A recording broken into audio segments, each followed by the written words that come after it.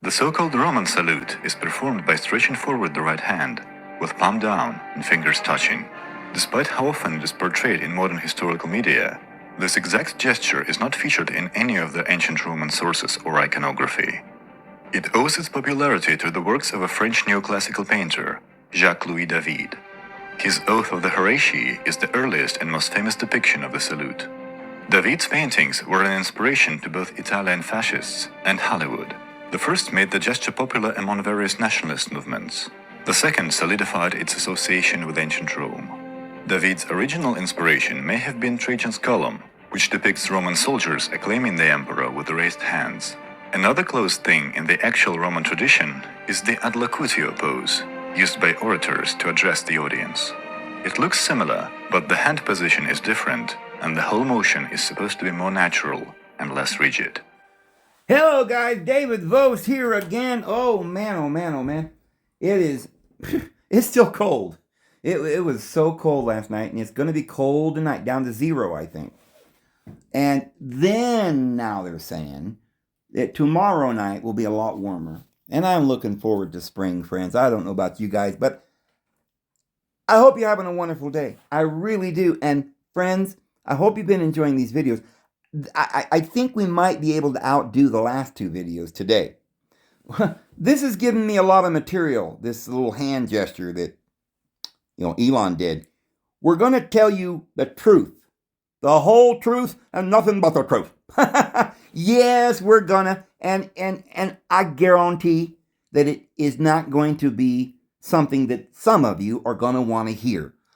However, if you watch this whole video, guys, some of you who don't know whether to believe what I'm saying is true or not, but yet you're somehow still watching, watch this video. I think maybe we might be able to pry open the lid on your own mind and your ability to think and get a little light in there today. Because this is going to make so much sense. You've got to hear this. This is it. This is the whole deal. It's what's going on. It's why Elon is doing what he's doing, and Trump. And we're going to prove it today. What their plan is, what they're doing. It ain't good, friends. I'm telling you, you got to listen to this. So now, some of you are saying, I've seen Fox News saying this and everybody's saying this. Even Elon came out with a tweet on his X or whatever, claiming, nah, you guys are idiots. It had nothing to do with the HTILER.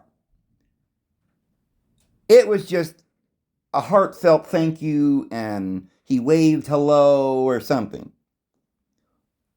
I want you to see this. I want you to see this very carefully. What we just saw, but I want to show you this little part right here. I want you to understand that this particular salute is an exact salute. We're not going to compare it to HTLER or anybody else. But Laura Ingraham and Elon did the same thing.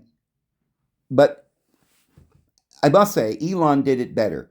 And he did something that is an exact replica of what this particular sign is, and we'll talk about where it comes from and why. Now, watch very carefully. I'm going to show it to you, and I'm going to show it to you a couple of times. Okay, notice he starts hitting his chest and then thrusts it out. Watch again. He hits his chest and then thrusts it out. That is a specific gesture, and it goes back to Rome. And it goes back to the Third Reich, or the Third Roman Empire under HTLER. But be that as it may, let me share something else with you. We're going to try and get to the bottom of this from another way. We're going to take a look at L. Ron Hubbard, another one of these students of Aleister Crowley, and we're going to show you that the whole Aleister Crowley, John Dee, and Edward Kelly, and the Illuminati all has one goal, and they're all working together to promote that goal. And it is NAZI and what they were doing in Germany in World War II. and is now moved over into what we call technocracy or Silicon Valley and the whole indoctrination of the Galactic Federation that we're being presented here with all the UFOs and everything that's going on right now. Let me show you something right here. So besides Werner von Braun, who wrote a novel about Elon, we've got another guy that writes novels. His name is L. Ron Hubbard.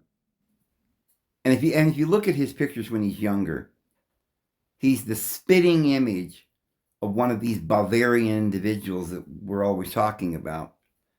He's definitely of the bloodline. And I asked the Goggle Brothers, was there a secret meaning to L. Ron Hubbard's novels? And AI said, yes, L. Ron Hubbard's novels may have had secret meanings that were related to his beliefs and teachings in Scientology. Xenu, the story of Xenu, is a key part of Hubbard's space opera teachings about aliens and extraterrestrial civilizations. The story involves Xenu, a dictator who forced his people into volcanoes on Earth millions of years ago. Hubbard's followers believed that the spirits of these people, called Thetans, now most people would not get this. A Thetan comes from the word theos. And he may not have known or understood that that was higher consciousness. Light, the day. Dia, the day. But he probably just understood this to be what we think of as gods. So it was the gods who millions of years ago condemned men down into hell or Tartarus in our stories, like Zeus and Greek mythology, and in the Bible, and the giants who were sent to hell, or the angels that send. So he's playing on this, and he calls them gods. And he says that there was a dictator called Xenu who forced his people into volcanoes on Earth millions of years ago. Hubbard's followers believed that the spirits of these people were called Thetans, and they survive today and can be removed through Dianetic auditing. It's almost as if I imagine he thinks that the teachings and the morals that we have, a little bit like this Cliff High and some others that talk about this Elohimic control. I even think David Icke is into this, that this belief system that we have is a control system, that it's not really moral, it's not true. I mean, they're because I don't think they understand fully, like things that we talk about, how the law of Yahweh is a control system, but Yahweh's not the true Thetan or deity, and they don't understand that. So in one sense, they're trying to get rid of the control mechanism, like the law of Moses. And this is why liberalism today wants people to be transgender, or they want to have just liberation, right? Once they drove out the true Christians from France, they had a revolution, the French Revolution, where they burned Bibles in big piles and put a woman on the stage, and everybody began to worship the woman and have sex and so forth. So this is their feeling, is they need to indulge in sex because they don't believe it's wrong. They think it's a false morality that was put upon us by some deity millions of years ago. But look as we go down here. The Final Blackout. This novel is about a world where a charismatic leader has all the answers to the world's problems. The novel suggests that blind obedience is required for everyone around the leader, that anyone who offers alternative solutions should be eliminated. Now, why am I telling you this? Because this corresponds to the same Bavarian group. They always teach the same things in some other form, in one form or another. And one of these individuals was Werner von Braun. And I'm going to get into the story of Werner von Braun today and how it relates to Elon Musk and their technocracy and their beliefs that the world should be run by a dictator and we should all have blind obedience. So they're all teaching the same thing, and I believe their motives and beliefs all stem from the idea that they believe Yahweh is the true deity, and that either we have to go back to Yahweh or we should eliminate Yahweh, and they think that is the divine being. They're unaware of the Heavenly Father. So Dianetics is a theory, and it suggests that the basic principles of existence is survival. Well, that's actually true. And that the basic personality of humans is sincere, intelligent, and good, and that's true. It's just that this particular individual named L. Ron Hubbard and Werner von Braun and whoever these other individuals were not in their true mode of sincere, intelligent, and good, but were actually, unbeknownst to themselves, following their predecessor, Yahweh, and trying to be a dictator and demanding that everybody follow their views, not letting the natural law take place, and confusing a lot of this stuff. Insincere is not what they are. They are sincere, but blind guides. They've always been. So Hubbard's novels span many genres, including science fiction, adventure, romance, westerns, mysteries, travel, and aviation. So, I don't know, where did he get this Xenu? I asked, where did L. Ron Hubbard get Xenu? And it says, L. Ron Hubbard created the character Xenu as part of the Scientology belief system. Xenu is a galactic dictator who was imprisoned on Earth 75 million years ago. Scientologists believe Xenu is still being held in an electronic mountain trap. Oh, we must explore that one. The story of Xenu explains the origin of body thetans.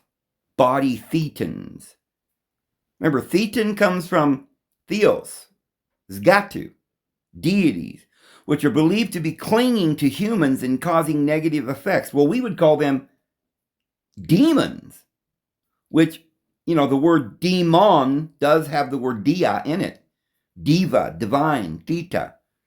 Because originally the word just meant spirit, mind.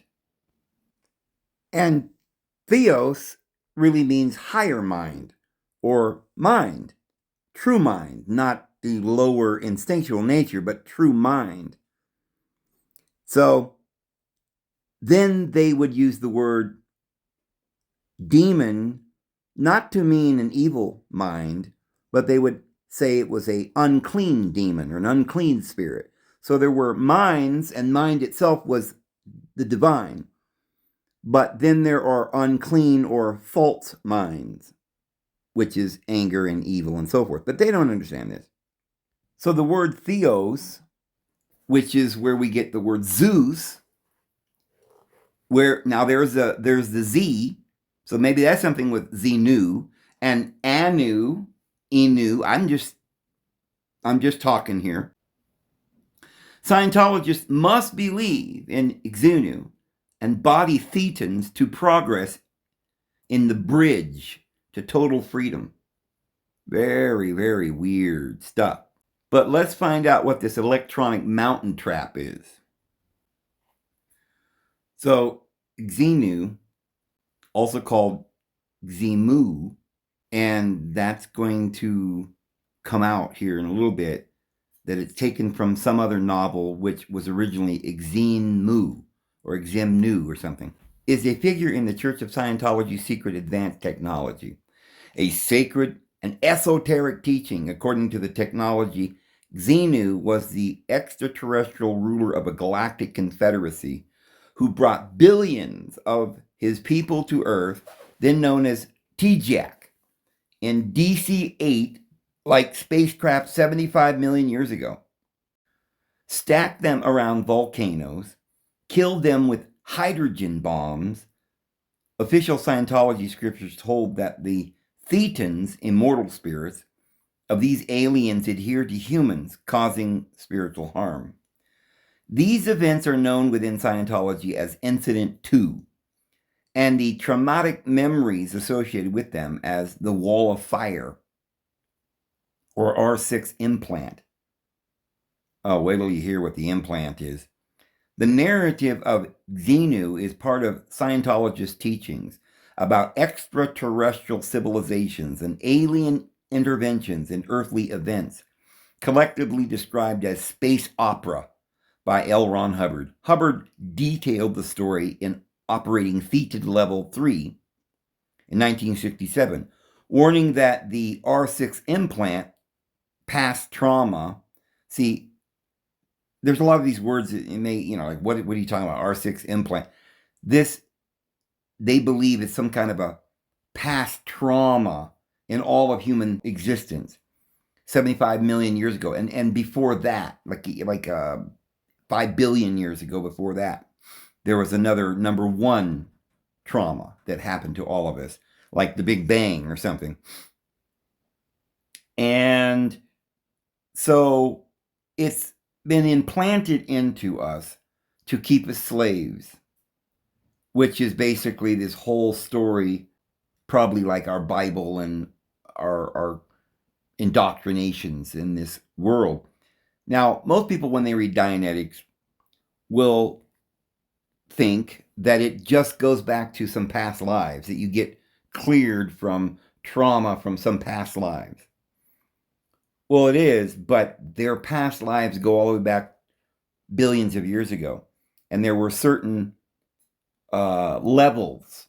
There's level 1, 2, 3, 4, And the first one, I guess, is like the Big Bang. The reason that we're here. Like, this was a plot by some dictator. Like God, right? The dictator.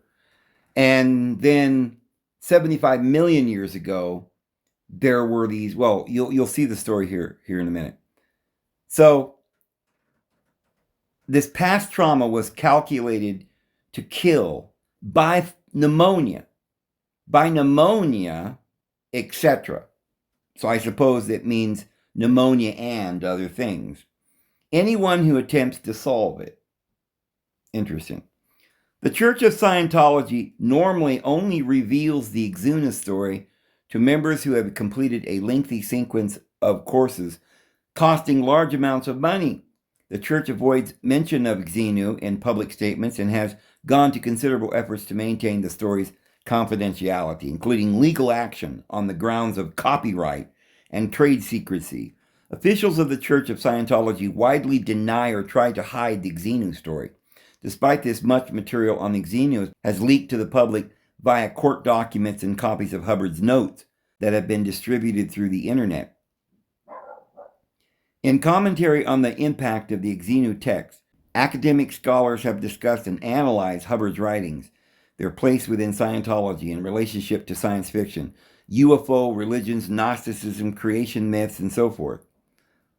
The story of Xenu is covered in OT3, Operating Thetan Levels, OT, but it sounds like Old Testament. A lot of this is purposeful. Part of Scientology's secret advanced technology doctrines, taught only to advanced members who have undergone many hours of auditing. And wait till you find out. They use a tin can, like when you were kids and you make a string, you tie 2 tin cans together by a string, and one would talk into one can and the other guy would listen into the other can. This is literally what they do to audit you. So you go through this auditing and you reach the state of clear, followed by operating Thetan levels 1 and 2. It is described in more detail in the accompanying confidential assists, lectures of October 3rd, 1968, and is dramatized in A Revolt in the Stars, a screen story in the form of a novel written by L. Ron Hubbard in 1977. Now, the reason I'm going through all of this is primarily this point right here. that L. Ron Hubbard wrote all these novels, like science fiction novels. And people believe, and they read these novels, and they believe that they're just novels. Well, they're not just novels. This is a particular ploy, contrived procedure that is being used not only by L. Ron Hubbard, one of the main individuals, remember, a student of Aleister Crowley. And Aleister Crowley was literally, I think, a student of John Dee and Edward Kelly, bringing up from the Bavarian Illuminati, bringing up Satan from the abyss. It was a psyop that they would play upon the entire world, trying to get people to believe that their beliefs, their new beliefs, were the truth. And guess what those new beliefs are that would supplant the ancient esoteric wisdom of the Bible and the scriptures and the Bhagavad Gita or whatever? It was technology. And technology is based on sci-fi novels about some galactic federation. And this is the belief that these individuals are spreading amongst the cult members of the world. You've got Elena Danan, who's talking about this galactic federation. And Karina Pataki, her little sidekick. And they're getting book deals, and they're writing about this galactic federation and how Jesus was just not the real good guy, but Enki. Yeah, Enki was, Yahweh is the real good guy, and we're all saved in Enki's blood. And on the Galactic Federation board, there's Thor and Godin. He's the highest, I guess, god. They're Godin. But they all have different versions of this. But the main thing is they regress people, past memories, Galactic Federation stories, as to how we got here and why we're all entrapped into this propaganda given to us by the scriptures. And they're going to replace this by some science, which is the true religion. Science. And science is based on scientific technology that is based on the idea that there is a vacuum of space that goes in infinite directions around in infinite ways, and throughout the infinity are these solar systems with planets, worlds, and it's a galactic federation, and that we're all going to be saved by a galactic spaceship, and we have to be saved by clearing our mind from this idea of Jesus and accepting this one world dictator, which turns out in the end not to be L. Ron Hubbard, but Elon Musk. And we'll see this here in a little bit. So there is a novel written by L. Ron Hubbard in 1977 called Revolt in the Stars. Now, all of his novels, Battlestar Galactic, you've probably even seen, they made a movie about it. Now, you wouldn't notice it. This looks like a sci-fi story, but it's the story that they believe was true. They believe we're all being entrapped here. There's some, they link it to some of these stories like the Nephilim that fell, sent to Tartarus, and the battle between light and darkness, but they've got a whole new story. So it says, Hubbard wrote that Xenu was the ruler of a galactic confederacy 75 million years ago, which consisted of 26 stars and 76 planets, including Earth, which was then known as Tejiak. The planets were overpopulated, containing an average population of 178 billion. The Galactic Confederacy civilization was comparable to our own, with aliens walking around in clothes which look very remarkable like the clothes that they wear this very minute, and using cars, trains, and boats looking exactly the same as those circa 1950 and 1960 on Earth. A lot of this is actually partly true. I mean, I have gone out of body, astral projected, and gone and I have seen what appears to be other worlds. I do not know where these worlds are, probably in our past, As I've said before, we're only in one world in the present moment. But this world can change as we think differently. And over millions of years, because we're immortal, the world changes. We go through cataclysms and upaclysms, up and down, and cycles. And there were times in our past where we lived on this earth, which was quite different. We had a new heavens and a new earth, and this keeps going on and on. And I have seen times in the past where the Lord has shown me that we had very much the same things going on in the world that we do now. But yet it could have been millions of years ago. I was in one area where I was in a car, much like the 1960s. And I saw where I lived there, and the roads and the road signs and everything was very similar to what we got now. But that's another thing that I'll maybe do a video about some other time. But Xenu was about to be deposed from power. So he devised a plot to eliminate the XX population from his dominions with the assistance of the psychiatrists. Now, here's another thing. Why would he use this idea of psychiatrists? He would be assisted by psychiatrists to eliminate the XX population. Well, now that's not him. That's the bad guy who did this. So he's trying to tell you that we're living in a world where these evil, wicked people are still doing this mind control that you've got to become clear from. And this mind control is not just religion, but now it's gone into psychiatry. Scientologists are very against psychiatrists. And so they believe the psychiatry that's on the earth right now is a form of mind manipulation. And they're right about this. I'm not at all saying that anything that L. Hubbard said was true, because everything he says that's true is a way to manipulate real truth. But psychiatrists certainly are straight from Satan.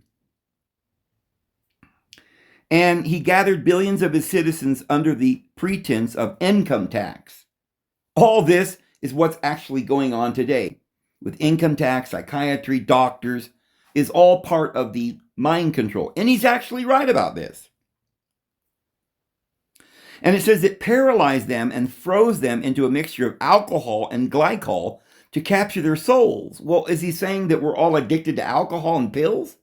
Well, it's interesting because L. Ron Hubbard was completely addicted to alcohol and little pink pills. And this is how we're told from his secretary, this is actually how he came up with his novels. He had some kind of an electric typewriter, and he just wrote all these stories that he came up with in some demented mood that he experienced on drugs and alcohol. So they kidnapped the populace, and then they loaded them into the spacecraft for transport to the site of extermination. I wonder if that's where Mars is, the place of extermination. Is that where Elon Musk is going to take us? The planet of T-Jack, Earth. Well, they originally did it here, I guess. The appearance of these spacecraft would later be subconsciously expressed in the design of the Douglas DC-8. The only difference being that the DC-8 had fans, propellers on it, and the space plane didn't. When they had reached T-Jack, the paralyzed citizens were offloaded, placed around the bases of volcanoes across the planet. Hydrogen bombs were then lowered into the volcanoes and detonated simultaneously, killing all but a few aliens. Hubbard described the scene in his film script, Revolt in the Stars. Simultaneously, the planted charges erupted. Atomic blasts ballooned from the craters of Lao, Vesuvius, Shasta, Washington, Theoyama, Etna, and many, many others, arching higher and higher up and outwards towards clouds, mushrooms, shot through with flashes of flame, waste and fission. Great winds raced tumultuously across the face of the earth, spreading tales of destruction. So, this is atomic blasts. And so these great winds are atomic winds. And so he's basically describing an atomic destruction of the world, a nuclear fire on earth. The now disembodied victim souls, which Hubbard called thetans, were blown into the air by the blast. They were captured by Xenu's forces using an electronic ribbon. See, this is what I asked the Goggle Brothers. What is this electronic mountain trap? Well, now he's calling it standing wave, electronic ribbon, known as a standing wave. We're talking about radio waves, atomic blasts, radio waves, electronic. And it sucked them into a vacuum zone around the world, and hundreds of billions of captured thetans were taken to a type of cinema where they were forced to watch a 3D super colossal motion picture for 36 days. Now, mind you, all of this sounds like some science fiction novel, which it is. And it is as science fiction as you can get. Fantasy, fiction, didn't happen, okay? It sounds ridiculous to anyone who would read this as though this is some kind of religious doctrine. And yet, this is exactly what we're getting today. We got people all around the world believing, oh, there's UFOs all over the place now. It's our government that's made these UFOs. And they're trying to indoctrinate us with all the Bavarian brothers coming out, Belankowski and Sitchin and, the coming of Nibiru and some spaceship planet, whatever, and this great explosion by Belankowski that happened so many years ago, and this is what Tiamat's all about. And now they believe that their science, or NASA, which is to deceive in Hebrew, is about this science that you've got to believe in now. Relativity, and stars are light years away, and there's a galactic federation, and here come the UFOs. This is going to be the great mass psychiatric spell on mankind. The great hoax that will deceive the entire inhabited world. It's beginning now. You see the UFOs all over the place. And there was a war in heaven, the Bible says, but it's a spiritual war. And it is a spiritual war. But they don't want you to know about the spiritual war that's going on. They want you to think it's a physical war. And like Reagan said, we've got to have this alien invasion to bring all the world together into one world government. And this is what they're going to do. So he writes all these novels. Well, we're going to show you another man who wrote a novel, Werner von Braun. And in the novel, he sets up the entire story for Elon Musk. And we'll see that Errol Musk believed completely in this novel and named his son Elon after the character in Werner von Braun's novel, who was part of Project Paperclip, who was brought over to America and wrote a novel to explain what's really going to happen, that they're going to install a dictator over us, which is going to organize the world based on some original dictator that deceived the entire world, but now they're going to save us from that dictator, and they're going to have another I don't know. It's crazy, but they believe in the technocracy, and that's what all of this, whether it's L. Ron Hubbard or Elena Dinan or the Musk family, they were part of the NAZI regime, the Haldeman grandfather of Elon Musk. They couldn't just come out and tell the world what they were up to. So, in order to publish the information of what they were doing, they did it in novel form. Served two purposes. One, it put out there squarely what they're doing, but you just thought it was a novel, so you didn't pay any attention. And two, it got people interested, and it's now their Bible. The sci-fi novel, it literally is taking place. Werner von Braun wrote about a man named Elon who's going to colonize Mars. And now they're making it happen. And so, when you see that Errol Musk supposedly believed a novel, a fantasy, and named his son, that's not what happened.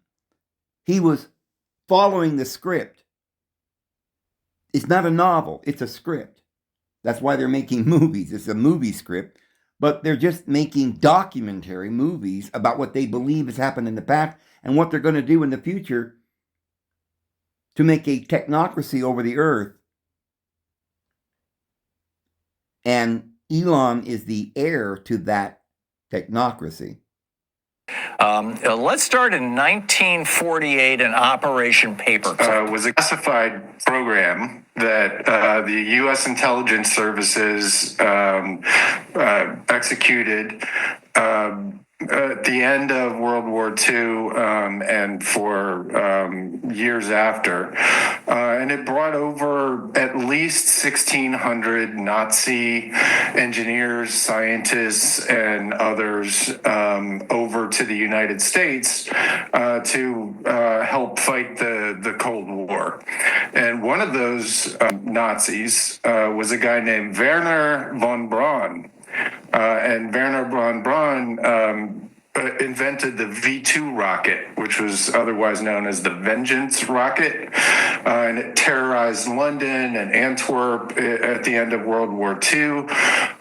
And this guy who created the V2 rocket was part of Operation Paperclip, and he's relevant, it seems, to the richest man's life in ways that are surprising. Yeah, so he comes to America, and while he's here, he writes a book called Mars Project in German at Fort Bliss, Texas, and publishes it in 1952 in English. Tell us about this science fiction novel that Werner von Braun wrote.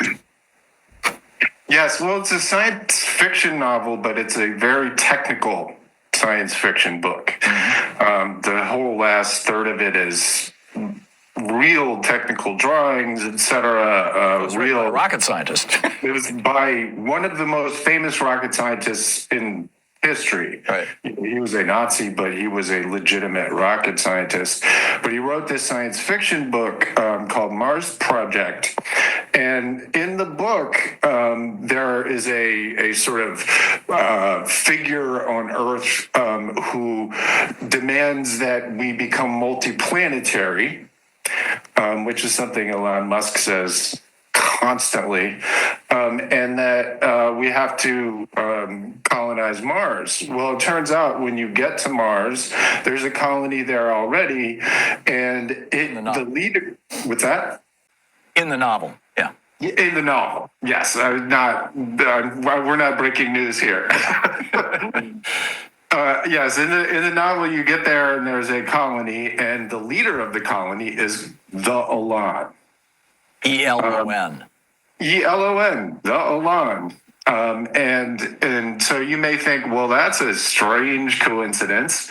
And, I kind of heard this story and thought, hey, maybe it's apocryphal. But then I went and started listening to Errol Musk, who is Elon Musk's father. And Errol Musk said out loud that as a child growing up in apartheid South Africa, he was taught these science fiction books, that he was a huge rocketry fan, and that he did in fact name his son after the Elon. So Elon Musk's father says this. Elon Musk is named after the guy who ruled the colonies on Mars in the novel written by the Nazi rocket scientist Werner von Braun. And to make it even weirder, those colonies did not live on the surface. Now, Elon has this company called the Boring Company that drills tunnels. One other thing that I think is important to understand is that this colony underground was a technocracy.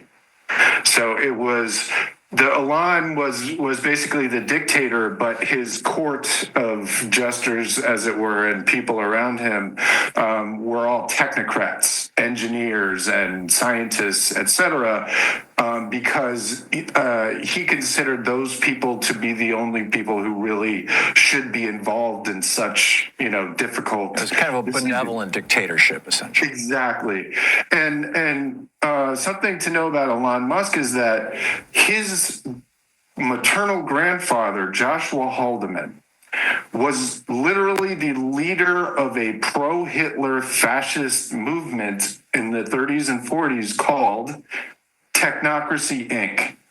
You can, this again, it's crazy. You can look it up. And what they wanted was a society that was ruled by technocrats, by engineers and scientists, etc. Just like the society on Mars in this novel run by the Elon. Exactly. And one thing to know also about Elon Musk, to give you an idea of how sort of deep this goes with him, is that on his SEC filings for Tesla, he's not the CEO, he's not the CTO, he's the techno king of Tesla. Literally, that's his title, according to the Security and Exchange Commission. And the reason for that is because, that's how he sees the world. That's how he sees himself, as this sort of benevolent dictator, as you said. The Musks, going back to the Haldemans, the grandfather of Musk, was literally part of the NAZIs. And this NAZI plot, which is technocracy, was created by the NAZI. And it is a plan, because they're all scientists. Einstein and all these guys, they're all scientists. And it's all propaganda. Everything they've been telling us is all propaganda to build all the world up to a great frenzy of misinformation, so that we will believe that there are aliens and then they can take over the entire world. This is really going on, friends. This is why we got to get into this. They're calling it an implant. In other words, all of our beliefs in our history is an implant. And they're describing it in this sci-fi way, but they believe this. This is literal. They really believe that it is a galactic federation out there. And this is some kind of humans in a prison planet. Remember Alex Jones talking about the prison planet. We are, in a sense, in a prison planet. It's just they are the ones that are imprisoning us with this knowledge. And we're following their lies. So, this implanted what Hubbard termed various misleading data. So they go into this 3D super colossal motion picture for 36 days. This implanted what Hubbard termed various misleading data, the R6 implant, into the memories of the hapless Thetans, which has to do with God, the devil, space opera, etc. Okay, so the devil and God and all these theories and beliefs that we have today is an implant that they're trying to remove. That's what they're doing. This included all world religions. All world religions is an implant, is lies, is mesmerism, is hypnotism. And we're being mesmerized by our world religions. Well, a lot of people would say that, well, we agree with that. I would agree with it, except that he's misleading you. He's saying the religions, and I agree the religions are a mind control. But it's not the religions that we're following, that we should be following. We should be following the esoteric wisdom, which has nothing to do with religion or science. The religions as we have them today were a program created by these guys, part of their master plan to get us into some material beliefs. Somehow, in other words, a mesmerism into some illogical crap, which is what they're doing. So he specifically attributed Roman Catholicism and the image of the crucifixion to the influence of Xenu. So it's all a big hoax, see? Christ and his crucifixion. The two implant stations cited by Hubbard were said to have been located on Hawaii and Las Palmas in the Canary Islands. In addition to implanting new beliefs in the Thetans, the images deprived them of their senses of personal identity. When the Thetans left the projection areas, they started to cluster together in groups of a few thousand, having lost the ability to differentiate between each other. Each cluster of Thetans gathered into one of the few remaining bodies that survived the explosion. So there's a few bodies that survived the explosion. And these became what are known as body thetans, which are said to be still clinging to and adversely affecting everyone except Scientologists who have performed the necessary steps to remove them. In other words, once you've been deprogrammed from Jesus and you no longer believe in Jesus, then you're saved. A government faction known as the Loyal Officers finally overthrew Xenu and his renegades and locked him away in an electronic mountain trap. Electronic mountain trap, from which he has not escaped, although the location of Xenu is sometimes said to be the Pyrenees on Earth, which is a mountain range, in France and Spain, and on the border of France and Spain. It's actually the location Hubbard gave elsewhere for an ancient Martian report station. See, it has to do with Mars, but I don't know that they're going to get into it deep enough to tell you what it has to do with Mars. But of course, Elon has something to do with Mars. They lived underground, remember? And Elon Musk has some company that has like a corkscrew that's making tunnels all around under the earth. And they're probably doing it so they can survive the great explosion, destruction of the earth by fire that Jesus is going to send on them. But they're not going to survive. But they claim, see, in the sci-fi novel by Werner von Braun, which is again a book of esoteric lies, where they're telling you what they're going to do, their plans, which they couldn't say publicly, but they did it in a sci-fi novel through L. Ron Hubbard and Werner von Braun. And the story talks about a guy named Elon. And he goes to Mars and makes tunnels, and they live underground. Because when they get to Mars, they find out they can't live on the top. There's no atmosphere. Oh, duh. So they live underground in tunnels. Well, they've also got all these tunnels on Earth, where they put all these thetans.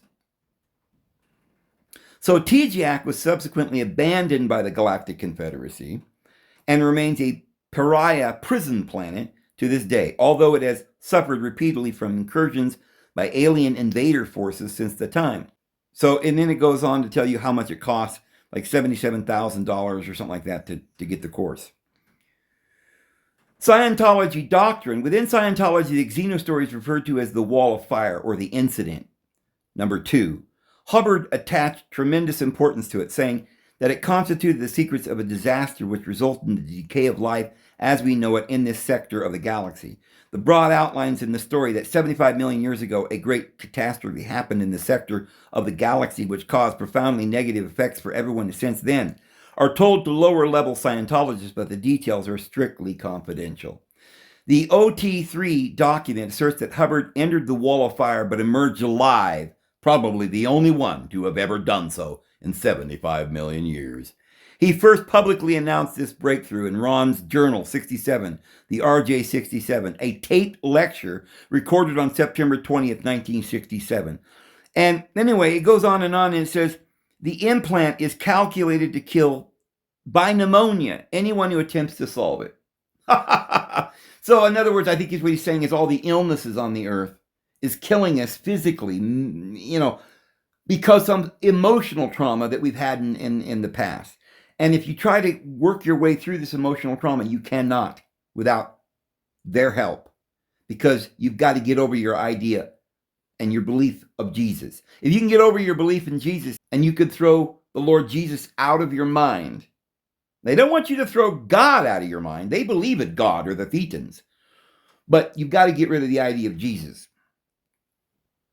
So anyway, this goes on, talks about the catastrophe that occurred on this planet and in the other 75 planets, which formed this galactic confederacy 75 million years ago. There's probably something to the number 75, but it has since that time been a desert and has been the lot of just a handful to try and push its technology up to a level where someone might adventure forward, penetrate the catastrophe, and undo it. And we're all on our way to making this occur. So then he talks about the incident number 1, set 4 quadrillion years ago. Scientific consensus places the age of the universe at approximately 13.8 billion years ago. So they're very up on science. In Incident 1, the unsuspecting Thetan was subjected to a loud snapping noise, followed by a flood of luminescence, and then saw a chariot, followed by a trumpeting cherub. After a loud set of snaps, the Thetan was overwhelmed by darkness. This probably has something to do with the black hole and the Big Bang Theory, and mixing that with the biblical cherubim and the Yahweh control of the planet. It's described that these traumatic memories alone separate Thetans and their static, natural, godlike state. So, guys, I think we probably read enough about this. I don't really like to just read so much to you from some article, but I felt as if I just put it in my own words and told you all this information that you wouldn't believe me. And I've done that before, and I don't think people are really believing what I'm telling you. You can say, oh, Elon's a NAZI, and he's, doing this and he's doing that, and that was a gesture. And they're like, no, it wasn't. No, he ain't. We'll probably get into Mr. Drumpf next, or soon. And unless I were able to prove something by giving the information maybe from somebody else or a document, maybe it feels more like it's documented. Surely this guy that we just watched couldn't have been making this up. And you guys all know the story anyway. But I don't know how to explain this to you out there so that you understand that this is real. And that you understand how important, how imperative it is to let the world know this information. I know, Jesus is coming and the elect are already chosen, predestined from the founding of the world. So what can we do? Well, we're taught by Jesus. We're told and commanded to preach the gospel because everybody's got to know the gospel. Now, the gospel is not who the devil is, right? But in a way, it is. We've got to let people know that there's coming a great deception. Satan's going to be here, and he's going to be deceiving people. A lot of people believe in Jesus. They believe in the Bible. And you can start off by saying, look, this is what Jesus said. There's going to be a great deception, a one world government, an antichrist. People say, yeah, I believe that. Okay, so who is it? Well, nobody knows, Dave. So let's just vote for Trump. He's going to make America great again. What's the harm in it? Here's the point. The harm in it is that he is the Antichrist system. One of these guys is the Antichrist. One of them's a false prophet.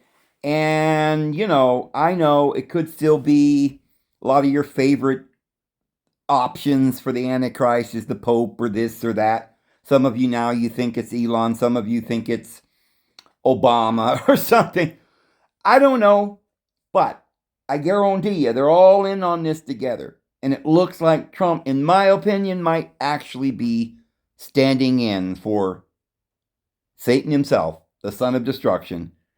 And Elon might even be the false prophet or something. Who knows? But they're in on this, and this system that they're trying to install is the great beast government, one world Antichrist system. And so we have to let people know so that we can save their lives. Because they get caught up in this and everybody's just so excited, Trump's the president. I'm even getting a little excited. He's talking about getting rid of the IRS, right? But I'm not going to run out and vote for him. And I'm not going to participate. I am going to get out of the world. Friend, it's a difficult prospect. Getting out of Babylon, I understand. But this is real, and that's why I'm telling you these things. So that maybe a few of you, or let's hope and pray multitudes, will wake up and understand and not participate. Because No, ultimately, like I said, we're all the children of the Lord. But some of you, a great multitude which no man can number out of every nation, tribe, tongue, and people, are going to end up coming through this tribulation by washing your robes in the blood of the Lamb. Because you don't have clean robes, because you're not spotless. See, that's the difference. It tells you that the elect have clean and spotless garments. And how many times did the apostles tell us that you might be found spotless at his appearing? Make sure you have spotless garments on. And guess what? The only way you're going to get those garments is by getting out of the world, being no part of the world, and through faith, receiving your white garment through Jesus Christ and his grace. But they're going to start teaching some kind of works. And this is why I'm always talking about these modern prophets that have arisen, that want to share some kind of way to get salvation through some kind of other works. This works or that works or the other. But no, they don't believe Jesus is coming. Oh, this is so important. We have to tell the world. We have to try to snatch him out of the fire. What fire? The fire that's about to come, friends. It's coming. And it shall burn the earth. And all the terror shall be burned up. And those who are ready shall go in. They'll say, the bride has made herself ready. She's got her white robes. She's got her lantern and it's burning. She's got love. She's shining her love. She's telling the gospel. Enter into the kingdom prepared for you from the founding of the world. Friends, I hope and pray that this will be something that you will hear very shortly. I do believe we're about to enter into the Great Tribulation. There's no question about it. That what these guys have done with this election, with Elon and Trump, and Vance, who is also part of this, there's other information I can tell you about with Vance, but he's part of this too. And Thiel and some of these other rich billionaires. It's a scam, friends. Please warn everybody about this. Please get this video out. Share it to everybody you know, because maybe this video or some of the others you might want to share as well that could really open people's eyes, because if they don't have their eyes open, if they're not awake, and I don't mean some wokeism, that they're promulgating, right? Oh, it's the Mandela effect. It's this, it's that. Okay, great. I'm so glad you know that they're poisoning the earth and they're deceiving us here and there and everywhere. The fires are on purpose and all this. Great. But do you know the most important thing?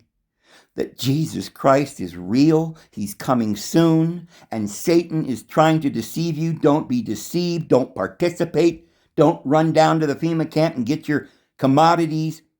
Don't stay in the city. Get out. Get out into the wilderness and join with those who are going to the wilderness. And in the last 1 or 2 minutes I have here, I just want to say this. We've been talking about this refuge I have here. Listen, I haven't got anywhere for anyone to just come at this point. I have already, I thought that the videos I did before would be the right way to do it. And I'd just tell people to come on out. And when we got here, we'd figure it out. But I've already had somebody come. It was homeless. And, I didn't know who this person was. There was nowhere for them to stay. And they ended up just coming and then leaving because I have nowhere for them to stay. They ended up staying on my couch.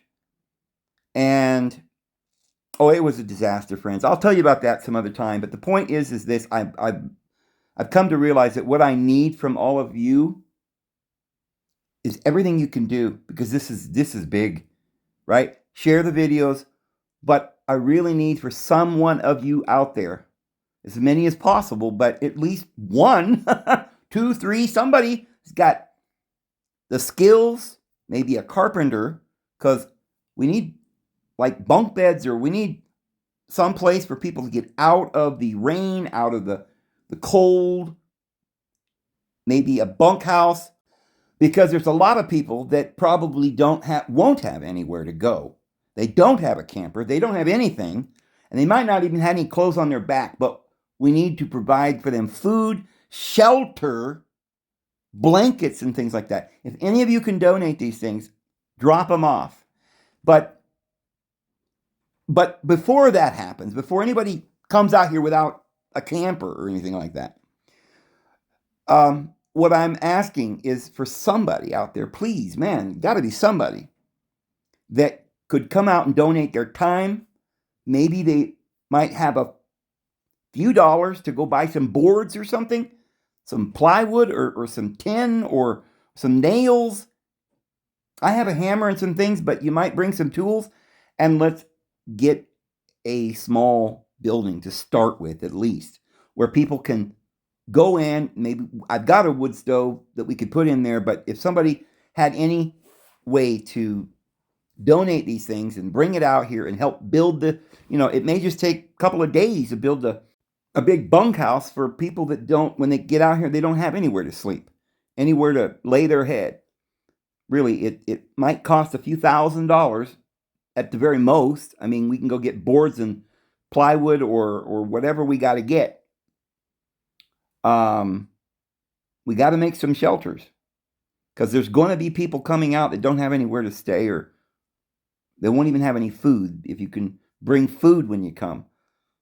But so I think what I'm trying to do here is I'm trying to say, and instead of asking for people to come and live at the refuge at this moment, before they start coming, I'm really needing somebody to come out and help me build some shelters and so forth. I spend so much time on these videos, I don't even have time to do much. I do have some plywood that I had purchased from somebody else that donated some money a while back, but I don't have enough boards, and right at the moment, I don't have much time. I'm doing these videos, it takes so long, there's no daylight, during the winter months, we don't have much daylight time, and I have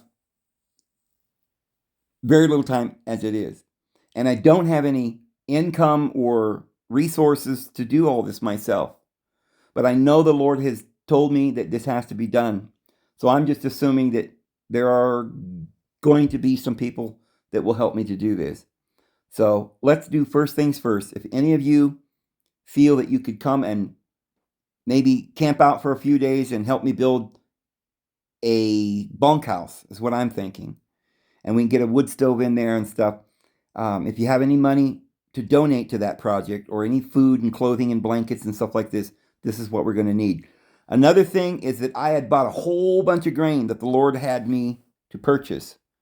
And I put it in this trailer, and I see that it is not safe in there because there are mice that have come in. And I need somebody that maybe could donate a train car that we could lock and we could seal it so that mice couldn't get in there. But there's lots of little projects that we need to get done because time is short and people are going to need a place to come. Anyway, I'm going to leave it there. I really hope y'all will have a great evening. May the Lord bless you. His grace and His peace be with you. We'll see you tomorrow. Have a good one.